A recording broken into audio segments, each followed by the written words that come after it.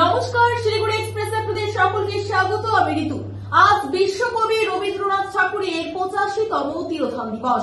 বাংলা সাহিত্য, সঙ্গীত, শিল্প ও সংস্কৃতির আকাশে যিনি চির উজ্জ্বল নক্ষত্র, তার স্মৃতিকে শ্রদ্ধা জানাতে এদিন শিলিগুড়ি পুর নিগমের পক্ষ থেকে বিশেষ কর্মসূচির আয়োজন করা হয়।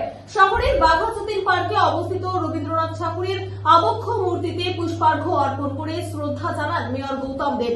তার সঙ্গে উপস্থিত ছিলেন পুর নিগমের শিক্ষা ও সংস্কৃতি দপ্তরের মেয়র পরিষদ শোভা সুব্বা, পুর নিগমের অন্যান্য কাউন্সিলর ও কর্মকর্তা কর্মচারী এবং সংস্কৃতি প্রেমী নাগরিকরা। অনুষ্ঠানে বিশ্বকবির জীবন ও কর্ম নিয়ে সংক্ষিপ্ত বক্তব্য রাখা হয়।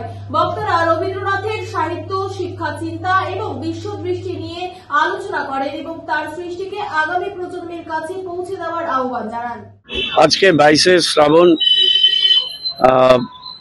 আমাদের প্রাণের ঠাকুর বিশ্বকবি রবীন্দ্রনাথ ঠাকুরের তিরোধান দিবস। আমরা পুরসভা পক্ষ থেকে তার প্রতি আমাদের বিনম্র শ্রদ্ধা আমরা জানালাম।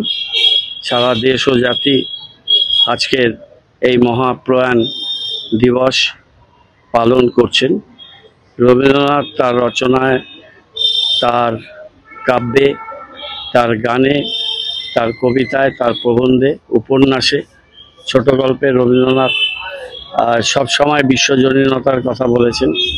তিনি সবসময় একটা সংঘবদ্ধতা, ইনক্লুসিভনেসের কথা বলেছেন, একত্রে থাকার কথা বলেছেন এবং তিনি সবসময় ভেদাভেদের ঊর্ধ্বে উঠে কথা তিনি বলেছেন। সমস্ত ক্ষুদ্রতা, খণ্ডতার ঊর্ধ্বে উঠে তিনি মানব প্রেমের কথা বলেছেন। আজকে এই দিনে রবীন্দ্রনাথ ঠাকুরের প্রতিটি ছত্র আজকের এই সারা বিশ্বে, আমাদের দেশে এবং রাজ্যে এই সমকালীন সময়ে রবীন্দ্রনাথ ঠাকুর আজকে আরও বেশি প্রাসঙ্গিক। আমাদের আশ্রয়স্থল, আমাদের মনের শুশ্রূষা, আমাদের সংস্কৃতির পথপ্রদর্শক, ধারক ও বাহক। এই মহান কবি, সাহিত্যিক, লেখক, চিন্তাবিদ, দার্শনিক, প্রবন্ধকার রবীন্দ্রনাথ ঠাকুরের প্রতি পুরসভা এবং শিলিগুড়ি মানুষের পক্ষ থেকে আমাদের বিনম্র শ্রদ্ধা।